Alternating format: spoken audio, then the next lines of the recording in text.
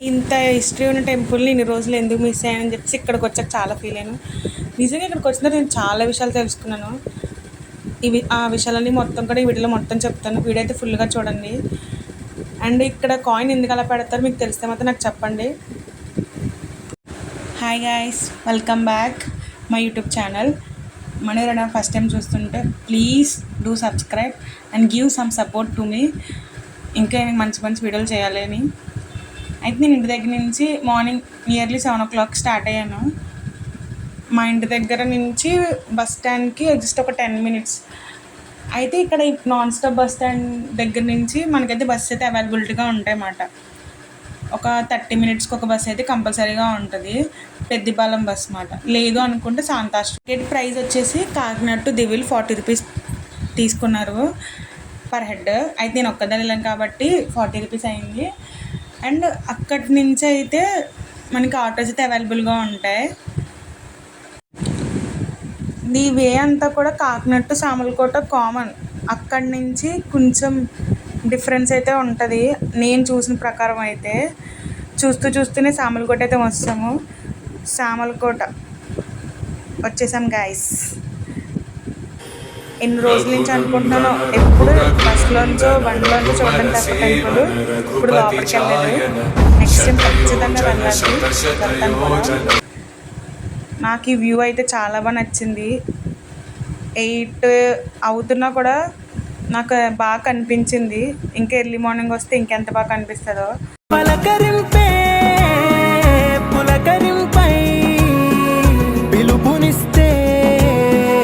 పరవశించడమే మనసుకి తెలిసిన భాష. మమతలు పంచే ఊరు ఏమిటి దానికి పేరు? పల్లెటూరేగా ఇంకెవరు? ప్రేమలు పుట్టిన ఊరు అనురాగానికి పేరు. కాదనే వారే లేరెవరు.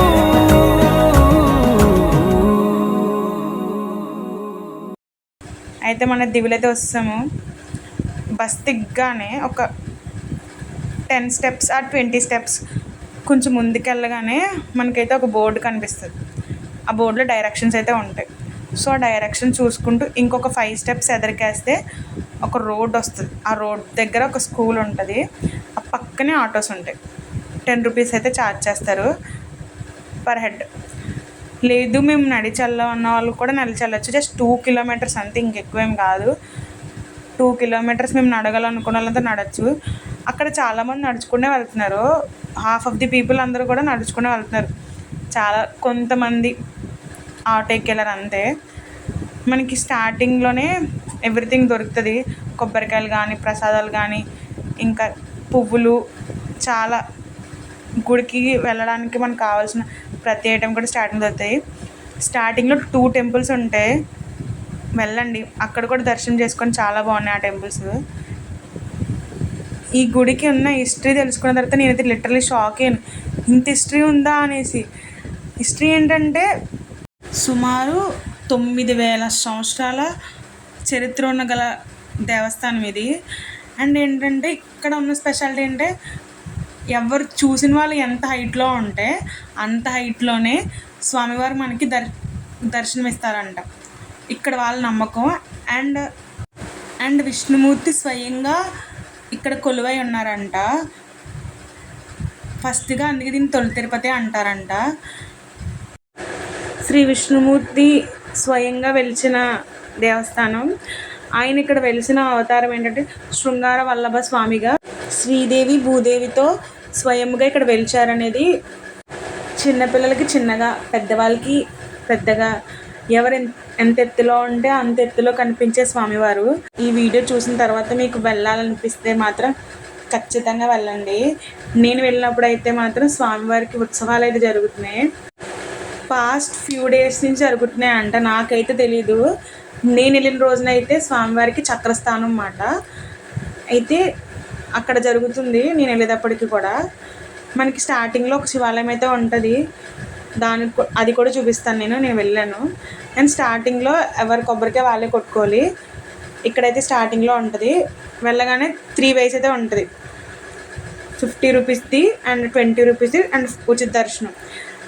నా సజెషన్ ఏంటంటే మీకు కుదిరితే కనుక 50 రూపీస్ దర్శనానికి వెళ్ళండి. ఎందుకంటే ప్రత్యేక దర్శనం విష్ణు దర్శనం కన్నా ప్రత్యేక దర్శనం అయితే దగ్గరగా స్వామివారిని చాలా దగ్గరగా చూడొచ్చు. అండ్ నేను వెళ్ళిన రోజు సాటర్డే, అందులో ఉత్సవాలు జరుగుతున్నాయి కాబట్టి అసలు గుడి అయితే ఖాళీ లేదు. ఉచిత దర్శనం అయితే చూడాలి. అసలు జనం అయితే మామూలుగా ఉన్నారు. ఇక్కడైతే బొట్టు పెడతారు. నేనైతే బొట్టు పెట్టించేసుకున్నా. లైన్ అయితే చాలా ఎక్కువ ఉంది కాబట్టి అక్కడక్కడ ఆగి అయితే వెళ్తున్నాను. లైన్ అక్కడ ఆగితే కొంచెం మూవ్ అవుతుంది. మధ్యలో అయితే టికెట్ కౌంటర్స్ ఉంటాయి, అక్కడ తీసుకోవాలి. గుడి యొక్క నిర్మాణం చూస్తుంటే నిజంగా అప్పట్లో కట్టించలాగే ఉంటుంది. కొంచెం కిందకైతే ఉంది గుడి. నేను అబ్జర్వ్ చేశాను డీప్గా, అక్కడ అంతా చూశాను ఈ గ్యాప్లో. నాకు నిజంగా అంటే ఇప్పుడు దాన్ని కొంచెం మోడిఫై చేశారు కాబట్టి బయట అలా ఉంది. లోపలైతే నిజం చెప్తున్నాను, చాలా పురాతకాలమైన టెంపుల్. ఖచ్చితంగా వెళ్ళండి. కుదిరితే ఫ్యామిలీతో వెళ్ళండి, ఫ్రెండ్స్తో వెళ్ళండి. లేదు నాకులాగా నా ఫ్రెండ్స్ ఎవరు రారు అనుకుంటే కనుక సింగిల్గా వెళ్ళండి. Single journey best journey. నా సైడ్ నుంచి ఒక సజెషన్ అన్నమాట. ఇక్కడి నుంచి అయితే కెమెరాస్ అలౌ లేవు, సో నేనైతే లోపలైతే వీడియోస్ తీయడానికి అవ్వలేదు. బయట ఎంత వీలుంటే అంతా తీసాను. ఇక్కడ నుంచి అయితే కెమెరాస్ అసలు అలౌ లేదు. నా దర్శనం అయితే కంప్లీట్గా అయిపోయింది. ఇలా బయటకు వచ్చి నుంచోగానే ఒక ఆంటీ అయితే ప్రసాదం ఇచ్చారు, అది తీసుకున్నా. కూర్చుని తింటుంటే ఇక్కడ ఇంట్రెస్టింగ్ థింగ్ అయితే నాకు ఒకటి కనిపించింది. ఈ కాయిన్ పెట్టడం ఏంటబ్బా పెడుతున్నారని చూసాను. నేను వెళ్ళేప్పటికైతే ఒక ఆంటీ ఏం చెప్పారంటే, మనసులో ఏదైనా గట్టిగా కోరుకుని పెడితే ఉంటుందమ్మా, మీ కోరిక నెరవేరుతుంది అనుకుంటే అదైతే ఉంటుంది అక్కడ అని చెప్పారు. సరే కదా, అందరూ పెడుతున్నారు కదా అని చెప్పేసి నేను కూడా పెట్టాను. Done guys. ఇట్ నుంచి ఎవరి కాయిన్ మందే గైస్, చిన్నది మన పెట్టాం.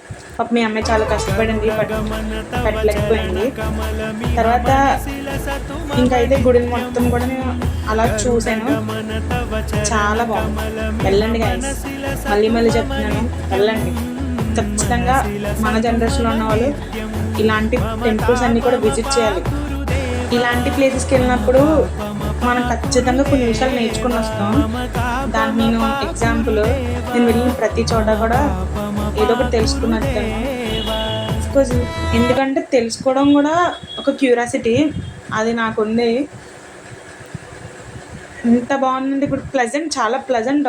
నేను అసలు ఎంత ప్లెజెంట్గా ఉందంటే అంత ప్లెజెంట్గా ఉంది, మాటల్లో చెప్పలేకపోతున్నాను. బికాజ్ ఆఫ్ అది లైవ్లో ఎక్స్పీరియన్స్ చేసిన వాళ్ళకి మాత్రం తెలుస్తుంది. నిజంగా ఒక 5 minutes 10 minutes లోపల ఉన్నాను.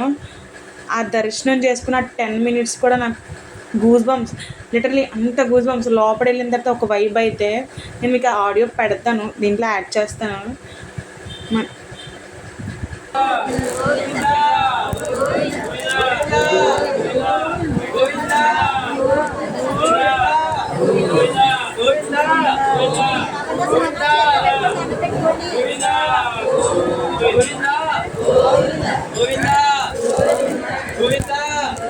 ఇది అన్నదానానికి వెళ్ళే దారి.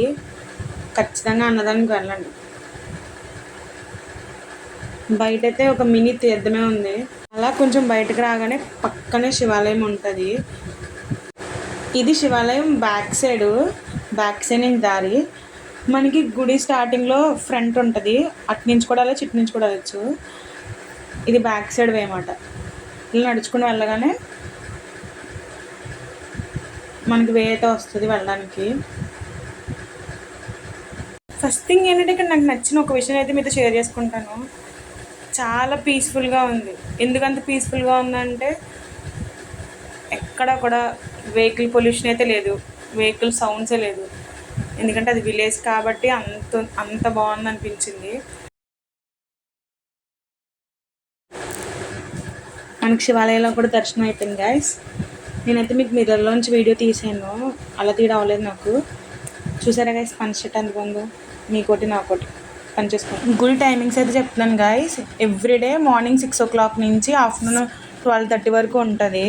మళ్ళీ ఈవినింగ్ వచ్చేసి 4 to 7:30.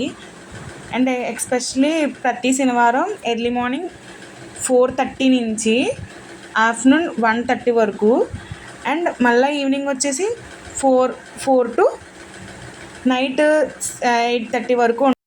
నైట్ 8:30 వరకు ఉంటుంది గైస్ ఓపెన్లో. ఇక్కడ నుంచి ఏదైనా గట్టిగా తీసుకుని వెళ్దామని ఫిక్స్ అయిపోయాను, ఏదైనా కొనుక్కుని వెళ్ళాలి అని ఫిక్స్ అయ్యాను. ఫస్ట్ ఆఫ్ ఆల్ తిరిగి నా కోసం ఏమన్నా కొనుక్కుందామా అనేసి, బట్ నాకైతే ఏం కనిపించలేదు, నేనైతే ఏం కొనుక్కోలేదు. సో ఇంకా ఫైనల్లీ మా అమ్మ కోసం, మా మమ్మీ చాలా రోజుల నుంచి అడుగుతున్నారు, సో మా మమ్మీ కోసం అయితే అవి తీసుకున్నాను. నేను మీకు ఇందాక చూపించినప్పుడు ఒక్కరు కూడా లేరు కదా, ఇలా నేను బయటికి వెళ్ళి లోపలికి వచ్చేటప్పటికి ఒక 10 minutes వచ్చేటప్పటికి మొత్తం ఎంతోమంది అన్నారంటే నేను లెక్క పెట్టి కూడా చెప్పలేను. సో ఖాళీ లేదు. పాపం వీళ్ళు అంతకుముందు నుంచి కూర్చుని ఉన్నారు, నేను వచ్చాక కూడా ఒక 1/2 hour పైన కూర్చున్నాము. అంతసేపు కూర్చుని స్వామివారి ప్రసాదం తిన్న తర్వాత మైండ్ మాత్రం చాలా పీస్ఫుల్గా ఉంది. మీరు ఖచ్చితంగా వెళ్తే కనుక ఖచ్చితంగా ఈ ప్రసాదం టేస్ట్ చేసి వెళ్ళండి. అయితే కోనేరు ఉంటుంది అన్నమాట. అయితే నేను వెళ్ళేటప్పటికి అందులో వాటర్ లేదు, కొంచెం వరకే ఉంది వాటరు. విగ్రహం అయితే చాలా బాగుంది. ఇక్కడితో లాగ్ ఎండ్ అయిపోయింది guys, and thank you so much for watching. నేనైతే ఇంటికి వెళ్ళిపోతున్నాను. రిటర్న్ కూడా వెళ్ళేటప్పుడు బస్సులోనే వెళ్ళాను. కొంచెం రిటర్న్ వెళ్ళేటప్పుడు అయితే ఎక్కువ మంది ఉన్నారు కాబట్టి కొంచెం ఇబ్బంది పడ్డాను. సామర్లకోట వరకు, సామర్లకోట నుంచి ఫ్రీ అయిపోయింది bus. And once again thank you so much for watching this video. Please subscribe and like, share. Bye friends, bye.